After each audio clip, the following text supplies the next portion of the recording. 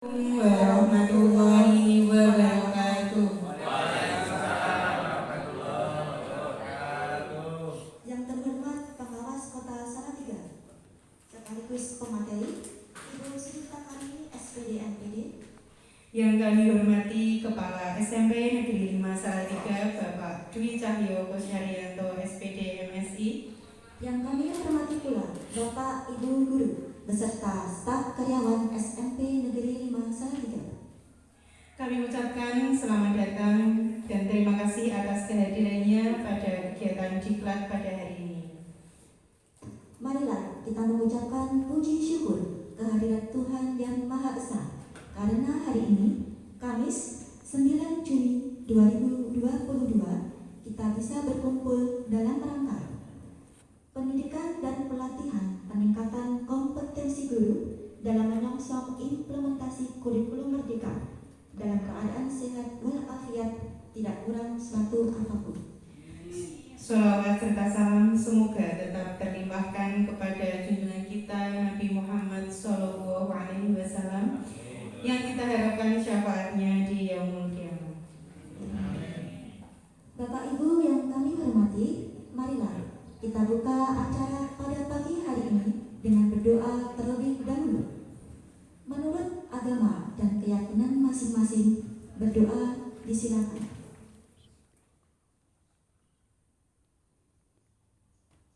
Cukup. Dikarenakan Ibu Kepala Dinas belum hadir dan harus membuka acara di Dinas Pendidikan terlebih dahulu, maka kegiatan ini akan disampaikan terlebih dahulu oleh Ibu Sri Takarini SPD MSI. Sebelum penyampaian materi oleh Ibu Sri Takarini SPD NPD, Bapak Kepala dimohon untuk memberikan sedikit sambutan. Kepada Bapak Cahyo, disilakan. Bismillahirrahmanirrahim. Assalamualaikum warahmatullahi wabarakatuh. Selamat pagi dan salam sejahtera untuk kita semua. Yang terhormat Ibu Sri Takarini SPD MSI Pengawas Kota Salatiga sekaligus sebagai narasumber. Yang saya hormati Bapak Ibu guru dan tenaga administrasi sekolah yang berbahagia.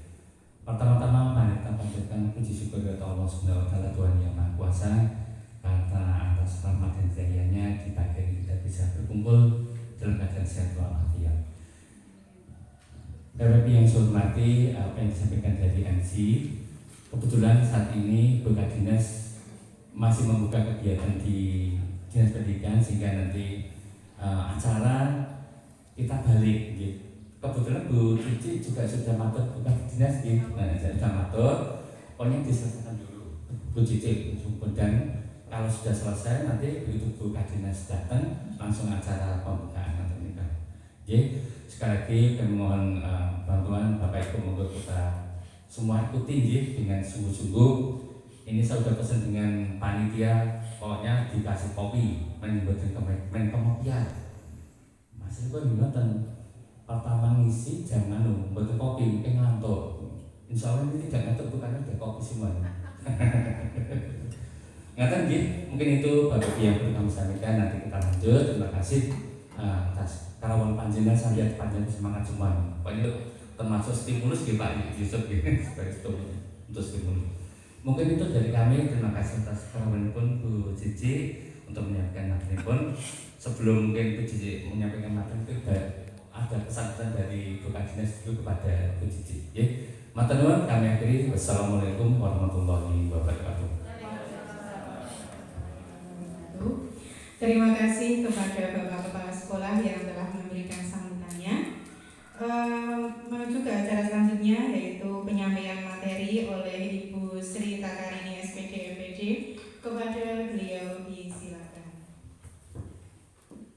Ya, terima kasih waktu yang diberikan saya, Pak Cahyo yang saya hormati, juga teman-teman semuanya yang saya hormati, saya kasihi. Selamat pagi.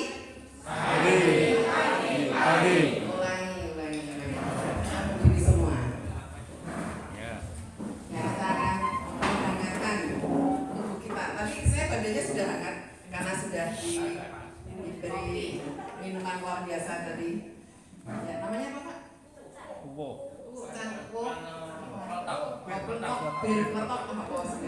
Nanti monggo diberi nama yang menarik gitu ya. Luar biasa, saya sudah berdikasi testimoni jamnya Mbak Budi ini luar biasa. Yuk, kita akan hangatkan dengan semangat pagi. Jadi kalau saya semangat pagi, teman-teman menjawabnya pagi luar biasa ya. Dengan tangan ya, pagi-paginya kita buat bersak. Itu dinas pendidikan seperti itu. Pagi luar biasa. Ya, karena pagi ya semangatnya pagi, siangnya semangatnya pagi, sore semangatnya pagi. Pagi. Ya.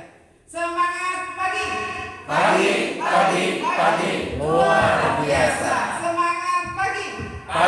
Pagi luar biasa. Terima kasih, tepuk tangan. Silakan duduk. Ya, ternyata tepuk tangan itu juga bagus ya. Karena itu merangsang saraf-saraf kita yang mungkin sempat istirahat sejenak ya. Itu kita rasa dengan ya, sehingga bisa bekerja lagi ya, siap untuk membantu kita melaksanakan tugas kewajiban kita hari ini. Dan itu tentu saya berharap juga salam tadi, semangat tadi itu juga kita munculkan memang dari dalam kita. Jadi tidak hanya sekedar lamis ya. Kan ada yang mungkin hanya sekedar lamis ya, pagi gitulah gitu. Tapi kalau bisa itu juga benar-benar ungkapan kita dari dalam, kita beri roh gitu ya, kita beri roh ucapan kita itu, sehingga itu juga akan benar-benar menyemangati diri kita ya. Karena kalau kita mengawali kegiatan itu dengan semangat, dengan sukacita, dengan senang, saya yakin hasilnya akan lebih baik ketimbang mengawali pekerjaan kita dengan bersungut-sungut. Kalau kita mengawali pagi kita dengan bersungut-sungut ya, biasanya hasilnya itu rapi ya, karena mesti ono gampang emosi nih, gampang jengkeli, gampang salai gitu. Nah, tapi kalau kita melalui mengawalinya dengan sukacita ya, selalu senyum, sukacita gitu ya, itu dari diparingi lancar terus gitu ya. Ya, badan kita pun juga menjadi sehat ya, karena hati yang gembira adalah obat. Nah, jadi kalau hati kita selalu gembira, maka kita akan lebih sehat. Ya, ini kesaksian saja. Silahkan dicoba. Ini obat, resep. Kalau pengen badannya sehat, ya yuk jalani semua dengan sukacita gitu ya. Ya, karena kalau kita sukacita menjalaninya orang kroso gitu ya, nggak terasa. Jadi awak enak, normal jadi yuk kesel gitu ya. Jadi yuk ngantuk gitu. Tapi karena kita malamnya dengan sukacita, ya ora kroso kesel, ngantuk ora kroso. Tapi ketika sampai di rumah nanti mereka udah bablas kan, nggak ada capek. Tapi kan ketika melalui kegiatan itu masih bisa kita lalui dengan sukacita. Ya, ini apa? Sharing aja pengalaman gitu ya. Kalau itu tidak saya rasakan kan tidak mungkin saya ceritakan dengan teman-teman. Ya, tadi sudah sampaikan. Jadi Ibu Kadinas betul hari ini memang ada kegiatan pembukaan kan Pak ya.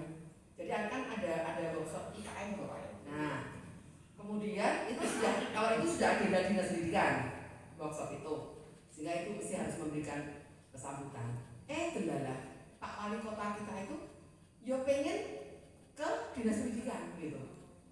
Ya, jamnya hampir sama. Akhirnya nggak tahu nanti pembagiannya di dinas pendidikan. Semua ASN mestinya hadir dalam pembinaan itu, tapi Ibu sudah menyampaikan bagi Bapak Ibu yang ada kegiatan lain, ya tidak apa-apa. Lalu saya tadi langsung ngatur ke Bu Kadinas berkaitan dengan kegiatan di SMP 5. Bu, Ibu nanti kan tidak ke SMP 5, saya dulu. Iya saya. Nanti aku rotok awan, ya mungkin jam 10 atau jam setengah 11 nggak tahu. Akan ngatur. Soalnya lagi kok mau pembukaan baru kok Pak Wali dari ini kan gitu. Nah terus Bu, apa supaya efektif saya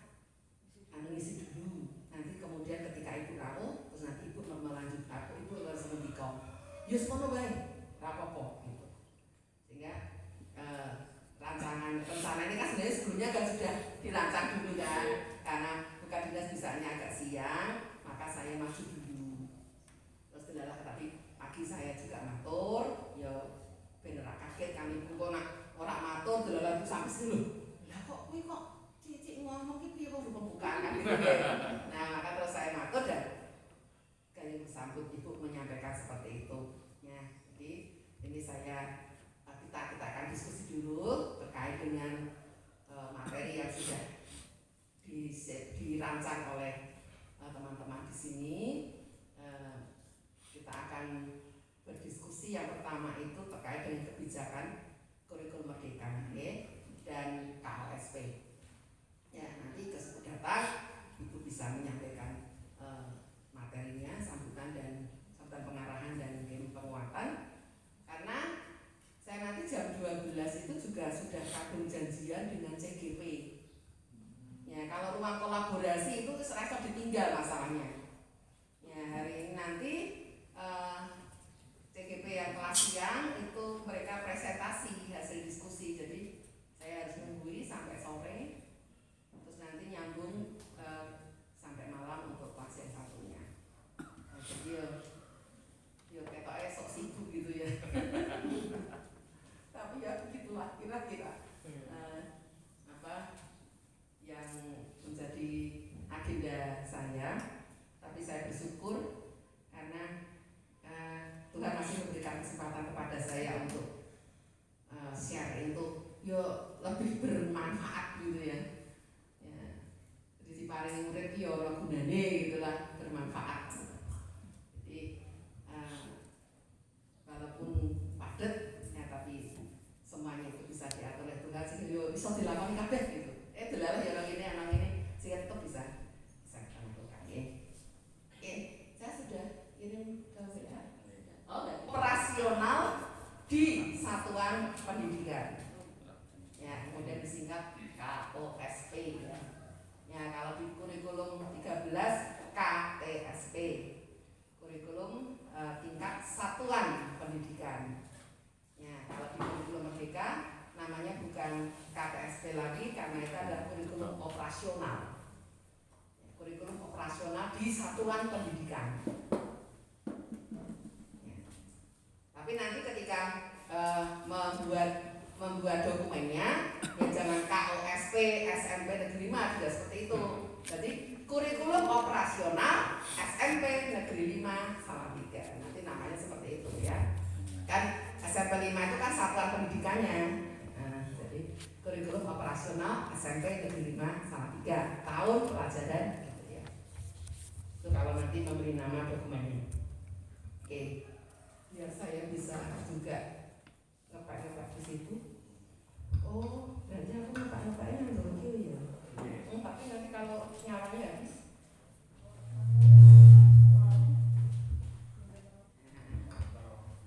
Di sini aja. Ya, santai. Ada yang belum pernah mendengar kurikulum merdeka?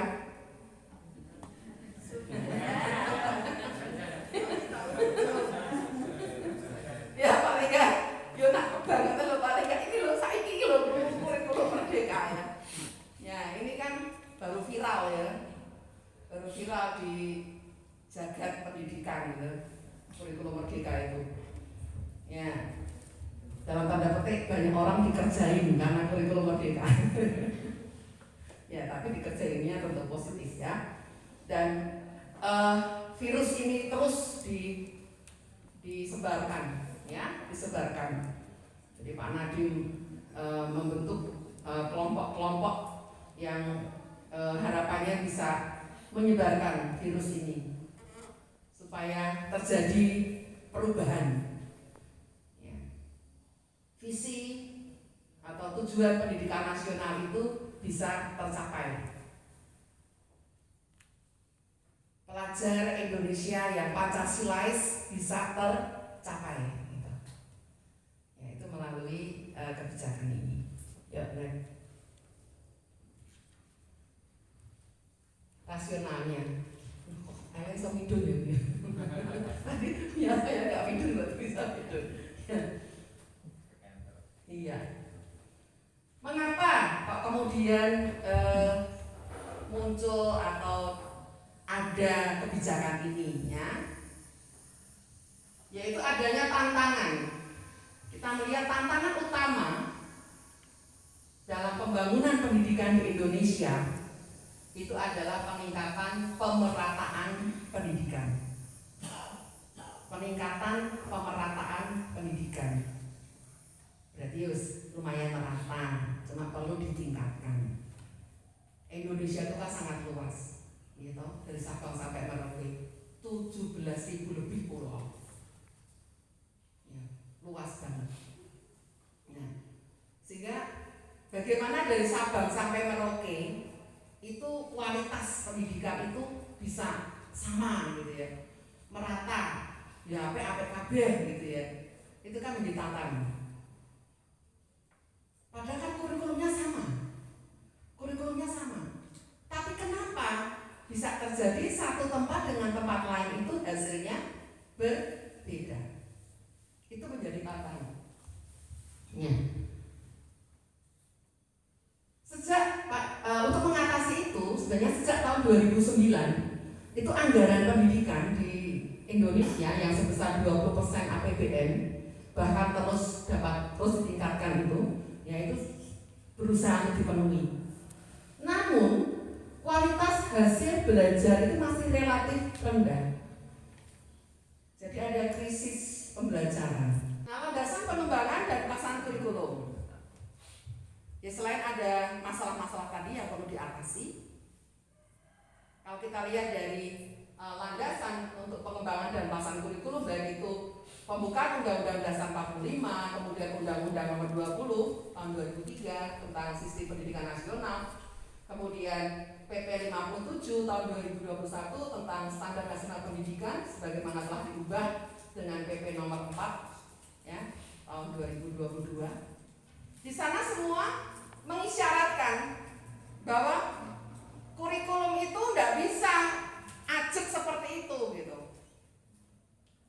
Di pembukaan mengisyaratkan bahwa pemerintah itu harus selalu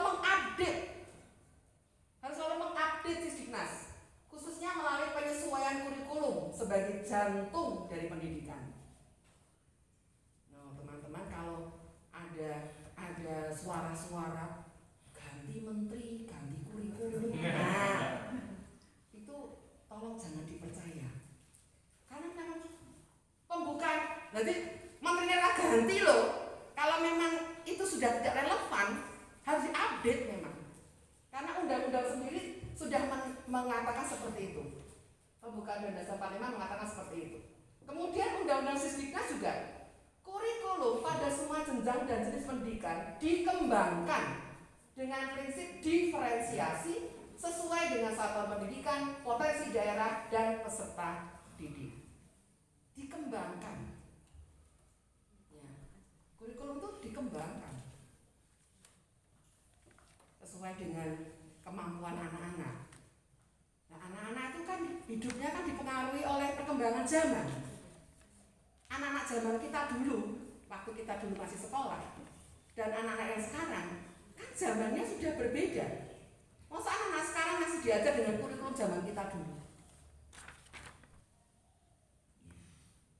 Guru yang mulang nganti menirem ya.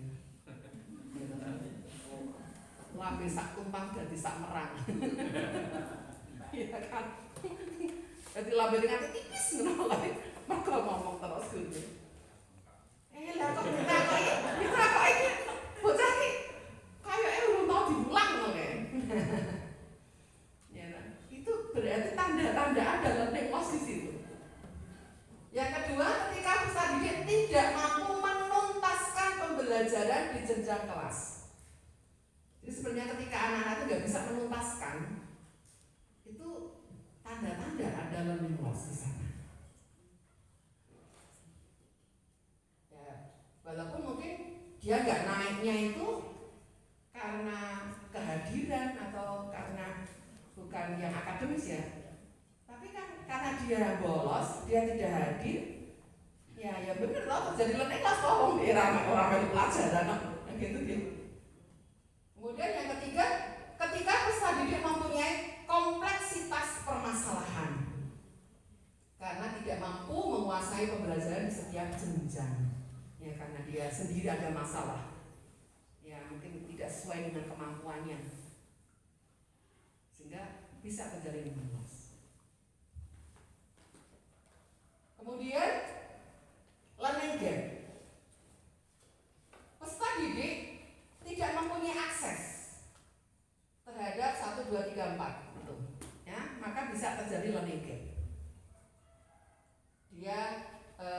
tidak mempunyai akses terhadap perangkat digital. Tapi toh, ya mungkin karena masalah ekonomi misalnya, bisa saja ya. Akhirnya, padahal waktu pandemi ya, waktu pandemi itu kan satu-satunya ya seolah satu-satunya senjata gitu, atau satu-satunya alat yang bisa digunakan ketika pembelajaran jarak jauh itu kan HP gitu kan, HP. Nah, anak-anak gue HP, misalnya ya perangkat digital. Yang kedua, learning gap itu bisa saja terjadi ketika peserta didik itu tidak mempunyai akses terhadap guru yang adaptif, dan berkemampuan IT yang mencukupi. Nah, ketika guru ini orang adaptif, ya, jadi aku masih seperti yang dulu terus. Kemudian kemampuan IT-nya juga tidak mencukupi. Nah, aku mah pensiun nih. Sekolah saya kenal gitu. Nah, terus piye? Padahal harus PJJ waktu itu. Ya learning gap toh antara sing gurune sing pinter IT karo sing ora. Nah, sing blender, bisa nih. Kemudian yang ketiga, peserta didik tidak mempunyai akses terhadap kondisi finansial, jelas ya. Orang tuanya tidak ada dana dan sebagainya mempengaruhi. Kemudian yang keempat, orang tua yang aktif memberikan dukungannya karena tidak mempunyai akses terhadap orang tua yang aktif memberikan dukungan. Wong tuanya ini seorang gagas anaknya. Lah piye wong kudu nyambut gawe, ya toh? Orang tuanya itu harus bekerja. Dia hanya fokus ekonomi saja, tidak memikirkan anaknya. Ini juga menjadi pergumulan juga nih bagi sekolah. Kan mestinya 3 pilar pendidikan itu bisa kuat semua gitu ya Pak Cahyo ya. Jadi ya sekolahan, ya orang tua, ya masyarakat. Tapi yang terjadi ketika PPDB itu orang tua datang itu nitipke putrane nang sekolah pasrah bokokan gitu ya. Saya coba menggambarkan ada bagaimana perjalanan dari peristiwa-peristiwa yang ada di pendidikan ini hingga akhirnya dimunculkan, dilahirkan kebijakan pemulihan pembelajarannya. Jadi ketika sebelum pandemi itu sebenarnya sudah ada masalah ya di pendidikan. Misalnya hasil tes PISA tahun 2018 itu Indonesia itu peringkat 72 dari 78 negara. Tinggi sekali ya. Kemudian hasil tes asesmen kompetensi siswa Indonesia AKSI ya itu masih rendah dan ada ketimpangan yang tinggi. Itu sebelum pandemi loh, sudah ada situasi seperti itu. Kemudian terjadi pandemi, nah terjadilah learning loss ya. Ditinjau dari kompetensi literasi dan numerasi itu loss ya. Nah, lalu digulirkan kebijakan kurikulum disederhanakan dan ternyata kurikulum darurat itu capaian bisa lebih baik ketimbang K13. Berarti kuncinya bisa jadi mungkin karena materi yang terlalu banyak.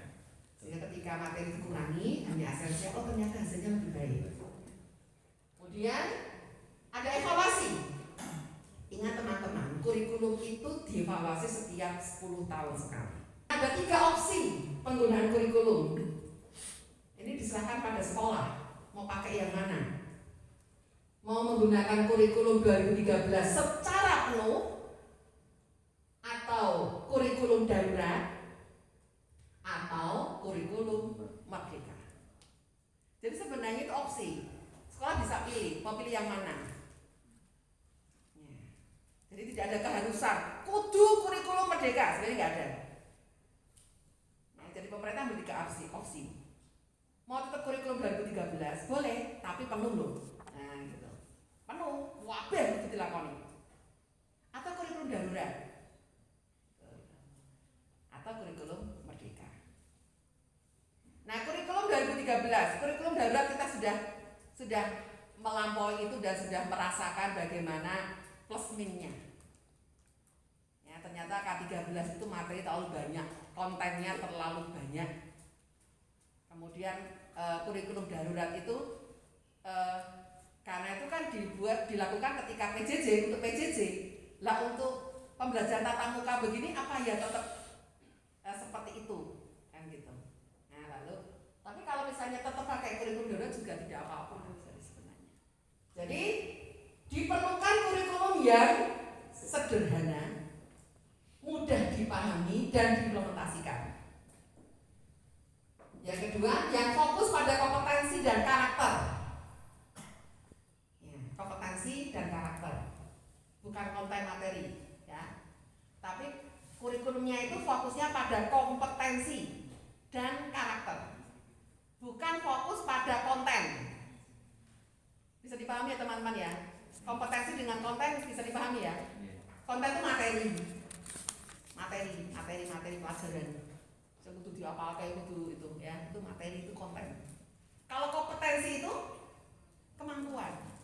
Nah, jadi diperlukan jadi karena hasil evaluasi tadi ya, K13, K-darurat, masa pandemi dan seterusnya itu, maka diperlukan kurikulum yang sederhana, mudah dipahami, mudah diimplementasikan, fokus pada kompetensi dan karakter, kemudian fleksibel, selaras, bergotong royong, dan memperhatikan hasil kajian maupun umpan balik.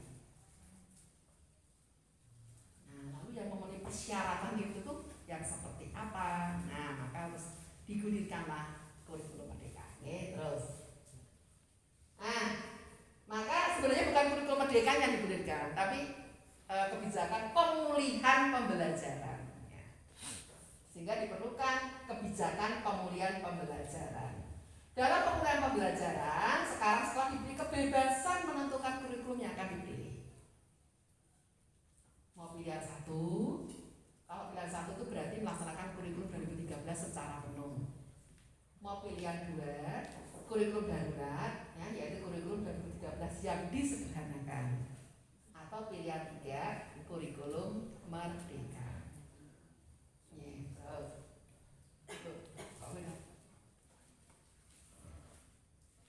Nah, pengembangan dan penerapan kurikulum merdeka sebagai kebijakan nasional itu sebenarnya sudah dilakukan sebenarnya secara bertahap.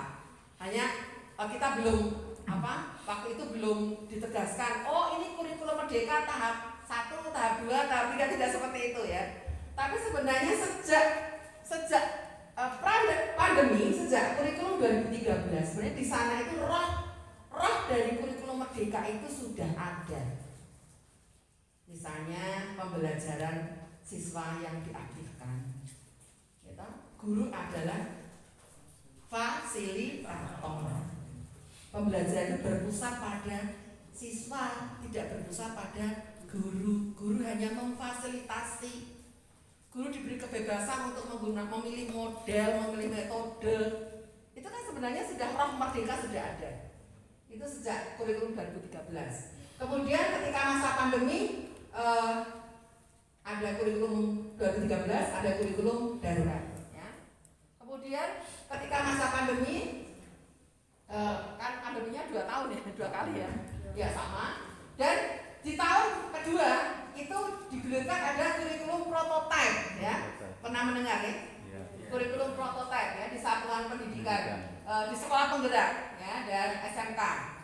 Metode, model, merancang pembelajaran itu, menggunakan bahan ajar, itu ada kemerdekaan. Ya. Bahkan di SMA nanti juga tidak ada lagi peminatan. Ya. Jadi anak bisa memilih sesuai dengan apa? Kalau dulu kan ada kelas IPA, kelas IPS, ya. Kalau ini nanti enggak. Jadi anak bisa milih mata pelajaran yang ada itu dia ikut yang mana. Guru mengajar sesuai tahap capaian dan perkembangan peserta didik dan sekolah pun juga punya kewenangan untuk mengembangkan dan mengelola kurikulum. Ya. Terus yang ketiga, lebih relevan dan interaktif. lebih sesuai dengan kondisi yang ada. Okay? Pembelajaran melalui kegiatan proyek memberikan kesempatan lebih luas kepada peserta didik untuk secara aktif mengeksplorasi isu-isu secara aktif, secara isu-isu aktual, misalnya lingkungan, kesehatan, dan sebagainya. Itu keunggulan kurikulum merdeka. Terus, ya, walaupun opsional ya, tapi ya memang dihimbau sekolah yang bukan sekolah penggerak itu untuk melaksanakan kurikulum ini secara mandiri. Nah, dengan memilih itu, satuan pendidikan menentukan pilihan berdasarkan angka kesiapan. Mana sudah mengisi kuesionernya itu ya, dan kemudian berdasarkan kesiapannya direkomendasi pilihan yang mana. Jadi ada pilihan 1 itu mandiri belajar, pilihan 2 mandiri berubah, pilihan 3 mandiri berbagi, dan SMP 5 mandiri berubah. Berarti akan menerapkan kurikulum merdeka itu menggunakan perangkat yang sudah disediakan pada satuan pendidikan, baik itu PAUD kelas 1, kelas 4, kelas 7 dan 10. Berarti kelas 7. Di tahun pelajaran 2022-2023 kelas 7 menggunakan kurikulum merdeka. Sedangkan kelas 8 dan kelas 9 masih menggunakan kurikulum sebelumnya. Yaitu apa? Kita kurikulum darurat ya? Darurat. Kurikulum yang disederhanakan. Silakan. Ya. Terus. Nah, jadi ini tadi saya sudah sampaikan. Ini hasil PDF dari apa yang SMP 5 nih kemarin ya, pendaftarannya, kemudian diberikan rekomendasi seperti ini teman-teman. Setelah mengisi itu hasilnya seperti ini. Diinformasikan bagaimana kesiapan guru, kesiapan kepala sekolah. Ya, kita bisa melihat di situ memang sepertinya di kolaborasi pembelajaran itu masih kurang, ya wajar lah membacanya. Di K13 atau K darurat itu belum begitu ditekankan terkait kolaborasi ya, malah mungkin belum ngerti.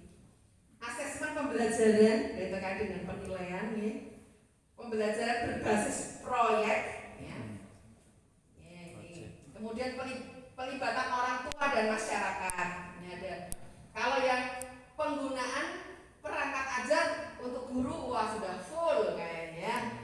Ya, SKB harus dong gawe perangkat ajar. Sudah menggunakan itu. Kepala sekolah ini sudah Pak Cahyo ya? Sudah ya? Ya. Evaluasi dan perbaikan pembelajaran ya, masih yang lainnya masih. Ya, kondisinya seperti itu, akhirnya diberikan rekomendasi, ya kan? Rekomendasi umumnya berarti direkomendasikan pilihan 2, implementasi kurikulum merdeka yang kedua, mandiri berubah. Nah, ada rekomendasi khusus, ada 8 itu rekomendasi khususnya. Nah, mestinya 8 itu sudah diupayakan untuk secara bertahap dilakukan di SMP 5 untuk mempersiapkan diri supaya nanti dalam melaksanakan kurikulum merdeka itu lebih siap. Ya, kemudian kan supaya saya menggulirkan buat KTL gitu ya. KTL maksudnya misalnya menyaksikan video implementasi kurikulum merdeka per jenjang di laman itu apa yang dilakukan. Kemudian bergabung dengan kanal Telegram implementasi kurikulum kapan. Mengikuti pelatihan mandiri kurikulum merdeka kapan. Mudah banget materi ya. Ya itu modelnya setiap video nanti ada pertanyaan dikerjakan kan gitu ya. Sudah difollow ya? Sabar. Ada yang sudah selesai?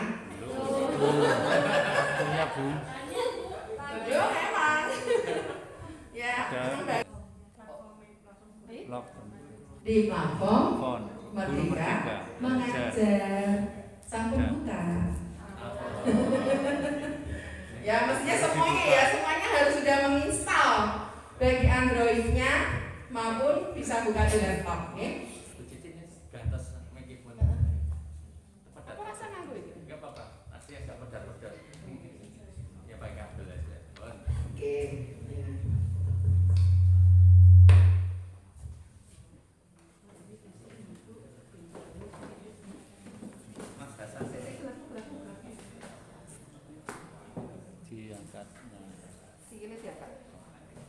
Rejo maksudnya.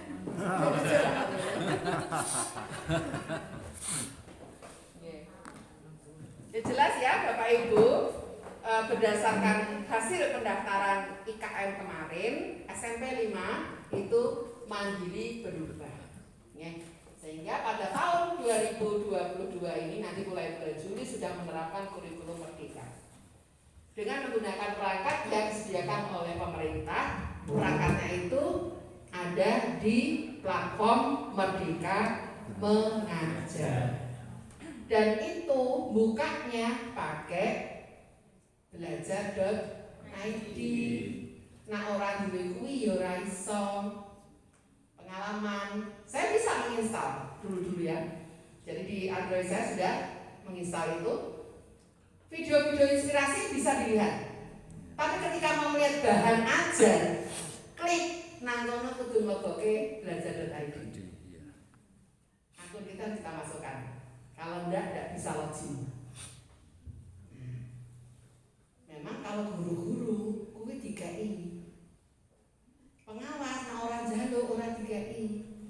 Atau kalau kita nggak mendaftar secara mandiri, yang nunggu 1 minggu kayak jedul, ya itu nggak bisa.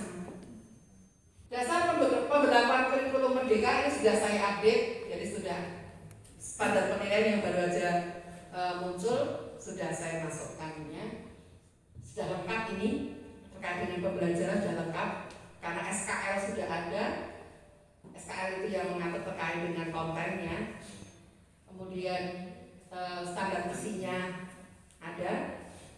Kemudian proses itu yang mengatur bagaimana pembelajaran itu direncanakan, dilaksanakan dan dinilai. Kemudian standar penilaian juga sudah ada. Kemudian panduan untuk mengembangkan kurikulum sampai struktur kurikulum, bagaimana pemenuhannya dan sebagainya itu sudah ada di Kemendikbudristek nomor 56 tahun 2022. Kemudian terkait dengan capaian pembelajaran, kalau dulu itu SKKD teman-teman. Ya, kalau di kurikulum merdeka namanya capaian pembelajaran. Itu ada di keputusan kepala di SKAP nomor 008. Sudah ada. Ya kan? Masing-masing mapel kan dititipi siji loh. Iya. Jadi nanti Pak Cahya kalau membuat bagian tugas ya plus yang proyek Pak. Jadi saya agama kan 3. Jadi ya pembagian tugasnya 3 jam. Jangan 2. Karena 3 jam itu pelaksanaannya 2 untuk intra, kan gitu. Yang 1 itu untuk kegiatan proyek. Nah, gitu. Jadi pembagian tugasnya tetap 3. Karena ada yang salah persepsi, terus akhirnya pada ngendikan gitu waktu penyampaian sosialisasi. Wah kalau gitu ya nanti gurunya jamnya kurang. Nah karena dari 3 jadi 2, gimana pemenuhannya? Nah setelah diberikan penjelasan itu akhirnya bisa dipahami. Jadi tetap 3, kalau misalnya agama tetap 3, jamnya itu tetap 3. Gitu. Hanya dalam pelaksanaannya yang 2 itu untuk pelajaran, yang 1 itu untuk proyek. Pelaksanaan proyek itu tidak mapel, tapi itu lintas mapel gitu. Ya, itu karakteristik kurikulum merdeka yang mungkin sedikit berbeda dengan kurikulum 2013 ataupun kurikulum daruratnya. Nah, struktur kurikulum SMP yang ada di Kemendikbudristek nomor 56 tahun 2022 itu ada 1 fase ya. Jadi kan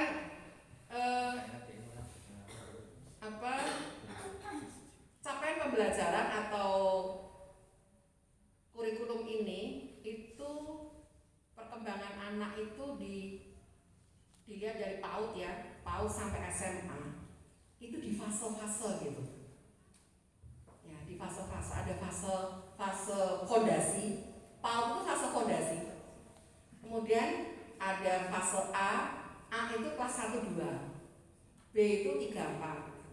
C itu 5 6. D itu 7 8 9. Jadi SMP itu D. Kemudian EF itu SMA. SMA itu berarti 10 11 itu E, 12-nya F. Disesuaikan dengan perkembangan anak. Jadi kalau SMP itu fase D ya. Nah ini struktur kurikulumnya seperti ini. Ini saya coba gabungkan kelas 7, 8, 9. Kelas 7 dan 8 jumlah jamnya sama, tapi kelas 9 tidak. Kelas 9 lebih sedikit. Karena apa? Kelas 9 kan kemudian ada ujian. Ya tahu baru ujian sekolah kan setelah pelajaran. Ya, sehingga jamnya kan lebih sedikit. Itu ada intra dan ada project. Kalau kita lihat di situ pendidikan agama misalnya, dalam 1 tahun itu 72 CP-nya. Umpamane gitu ya, dibagi per minggu, loro kan gitu intranya. Kemudian projectnya itu 36 dalam 1 tahun, 36 CP. Nah ini dihitung per minggu 1. Maka dalam waktu seminggu itu kan berarti 3 jam toh agama itu, 2 untuk intra, 1 untuk ya project. Jadi kelas 7 sampai 8 asumsi 1 tahun itu 36 minggu. Ya, 36 minggu tinggal dikalikan saja. Sehingga totalnya itu setahun itu ya 1044 jam. Ya. Atau per minggunya 29. Memang berkurang. Dulu kan 38 sampai apa Pak ya? Ini hanya 29 ya. Untuk tatap mukanya. Untuk maksudnya untuk intranya. Nah, kalau untuk proyeknya 360 berarti kan per minggu 1 kan gitu ya. Itu ada tanda bintang itu juga memberi keterangan. Bintang 1 itu diikuti oleh peserta didik sesuai dengan agama masing-masing ya, pendidikan agama itu. Kemudian bintang 2 itu di seni dan prakarya. Ini ada sedikit berbeda ya teman-teman. Di seni dan prakarya, satuan pendidikan itu menyediakan minimal 1 jenis seni atau prakarya. Peserta didik memilih 1 jenis seni atau prakarya. Sesuaikan aja dengan guru yang ada di sini. Di sini ada Mas Radit. Mas Radit itu seni musik. Ada Pak Fridik itu seni rupa. Ada siapa lagi? Kira-kira butuh berapa guru? Dalam hal belum memenuhi 24 jam per minggu, ya, guru dapat diberikan. Nah ini tugas tambahan, kan sudah ada peraturannya ke Pak Wali kelas Piro, Wakil Kepala Sekolah Piro itu lah ya. Tugas tambahan itu kok belum 24. Nah bisa dengan tugas tambahan lain. Ya, yang terkait dengan pendidikan di satuan pendidikan sesuai dengan ketentuan peraturan perundang-undangan yang berlaku, ya. Misalnya, nah ini bisa kita beri koordinator proyek penguatan profil pelajar Pancasila. Untuk koordinator ini ekivalen 2 jam. Ya, ekivalen 2 jam per rombel per tahun. Dan maksimal 3 rombel, berarti 6 jam. Ya, diprioritaskan pada guru yang kurang jam akibat perubahan struktur kurikulum. Nah, ini tugasnya ini nanti kalau di antara teman-teman ada yang menjadi koordinator proyek penguatan profil pelajar Pancasila, tugasnya ini. Ya, orang itu nambah jam loh ya, orang gaweane lho. Gaweane mangko ora bae-bae yo. Katanya muat, ambil ben Pak Tiko. Nek ana tugasnya dan ada yang harus disiapkan, ini ada bukti fisiknya yang mesti. Nah, iki ora digarap ya ora sida. Entuk. Ora sida KI. Kan termasuk tugas tambahan kan maksudnya juga begitu toh. Pembinaan ekstrakurikuler kan butuh gawe program. Ya kan, nanti membuat laporan kan gitu. Wali kelas kan yo ngono, gawe program. Memang begitu. Itu kan cara kita menghalalkan apa yang kita dapat. Nah. Oke.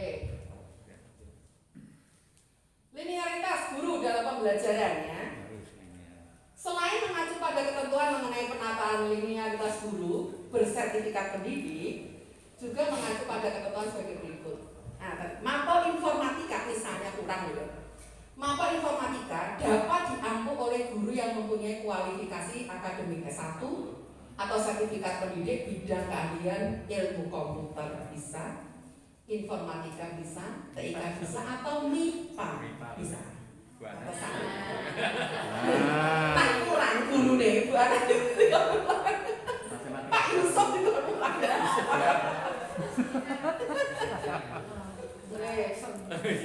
Untuk mapel seni tari, seni musik, seni teater, seni rupa dapat diampu oleh guru yang mempunyai kualifikasi akademik S1 pendidikan seni atau sarjana seni dan sertifikat pendidikan seni budaya, atau S1 dan sertifikat pendidik sesuai mapel seni yang diajarkan. Oke. Ya, itu tadi kebijakan kurikulum merdeka seperti itu, teman-teman. Nah, kan kemudian sekolah harus membuat kurikulum operasional. Saya sampai di sini dulu, mungkin ada yang akan di. Yang ingin saya tanyakan, salah satunya tadi adalah keunggulan kurikulum merdeka yang dinyatakan lebih sederhana, mendalam, tidak terburu-buru. Yang saya tanyakan ini tidak terburu-buru. Ini nanti aplikasinya bagaimana? Kalau tidak terburu-buru berarti ya Pak nanti jangan jelaskan itu. Ya. Yang pertama. Yang kedua, untuk karakteristik kurikulum merdeka, pembelajaran sesuai dengan kebutuhan belajar dan minat peserta didik. Yang pasti ini untuk minat peserta didik ini juga bermacam-macam. Sehingga dalam satu kelas kalau kita menerapkan seperti itu mungkin juga bagi guru ribet gitu ya, bayangan saya lah ya, karena karakteristik kan macam-macam, minatnya juga bermacam-macam, sehingga cukup repot sekali nanti untuk bimbing ini. Itu yang kedua. Kemudian yang ketiga ini hanya penegasan saja dari izin yang nanti, khususnya untuk proyek pembelajaran profil pelajar Pancasila. Lebih itu kita bisa dengan misalnya kalau itu diberikan soal penilaian, bobotnya bisa lebih tinggi. Sedangkan anak yang mungkin dari hasil tes diagnosis itu menengah ke bawah misalnya, kita beri soal yang lebih levelnya lebih rendah misalnya. Ya, yang satunya perlu pendampingan, yang satunya disolving solve. Nah, memang nanti akan seperti itu, Pak. Berarti nanti kualitas pembelajaran dalam satu kelas bisa berbeda-beda hasil yang disampaikan. Yang dimaksudkan dengan kualitasnya di mana? Bisa dikembangkan sendiri oleh anak. Kalau anak itu berminat, dia pasti akan mencari sendiri konten itu. Dia buka internet, sinau dewi. Tapi kalau anak itu nggak berminat, ya orang. Dia mungkin minatnya di yang lain. Jadi memang ini yang salah satu yang berbeda. Maka ketika kita berbicara kurikulum merdeka, kita mencoba menghilangkan beberapa konsep di kurikulum sebelumnya. Karena di kurikulum sebelumnya itu kan ada pengetahuan, ada keterampilan, gitu ya, ada sikap di DWDWT kan. Tapi di kurikulum merdeka itu terpadu. Dan mungkin di kurikulum sebelumnya itu konten itu masih menjadi salah satu fokus, tapi di kurikulum merdeka konten tidak.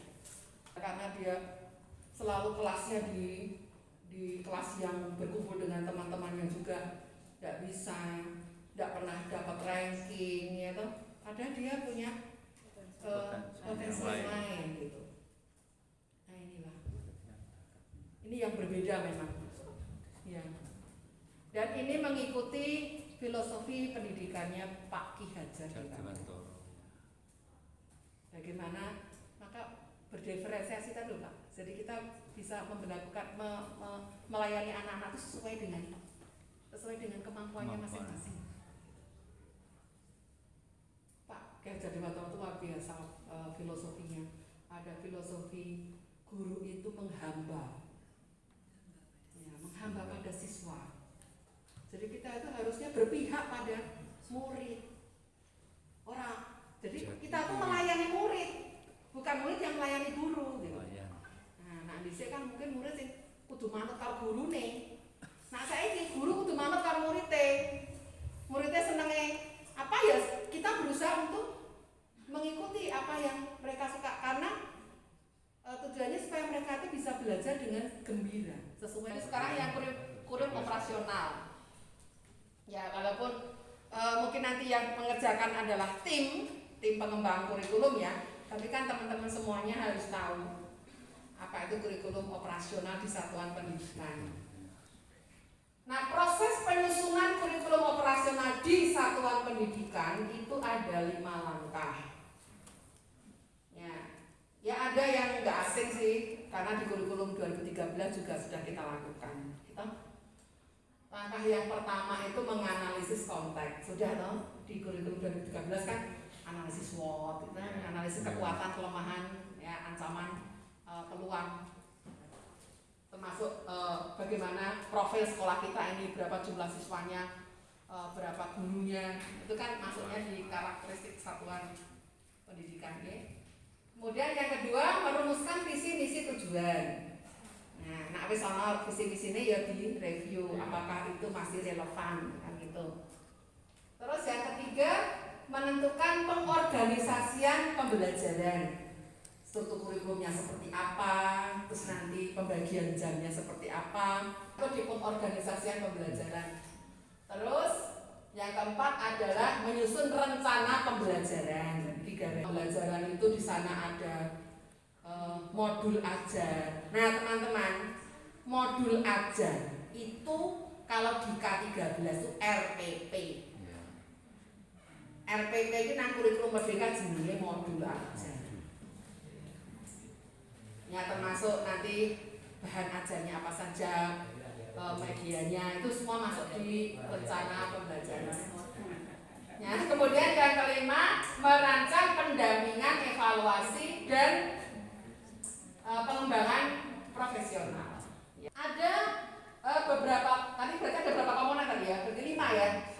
Ya Mbak ya, coba sebelumnya Mbak. 5 nggih. 1 2 3 4 5. Ya, ini penjelasannya.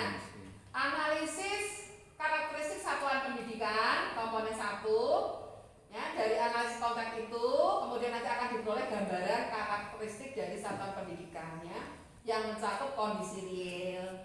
Berarti kan profil sekolah itu masuk loh Pak di sini.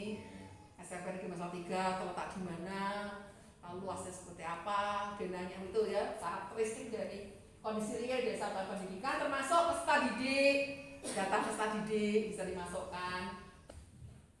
Ini contoh saja, contoh untuk seluruh jenjang nih, analisis karakteristik satuan pendidikan itu bisa juga dengan analisis SWOT ya. Analisis SWOT ini juga bisa dilakukan untuk melihat karakteristik visi ke apa, misi ke apa, tujuan ke apa, gitu ya. Tolong jangan walik-walik. Misalnya lulus 100%, itu kan cetok. Nah nanti kan bisa dilihat benar-benar lulus 100% atau enggak. Nah kan kita bisa melihat ya. Jadi perumusan tujuan itu mestinya bisa diukur, bisa dilihat. Ya, dalam perumusan tujuan ada 5 prinsip penting gitu ya.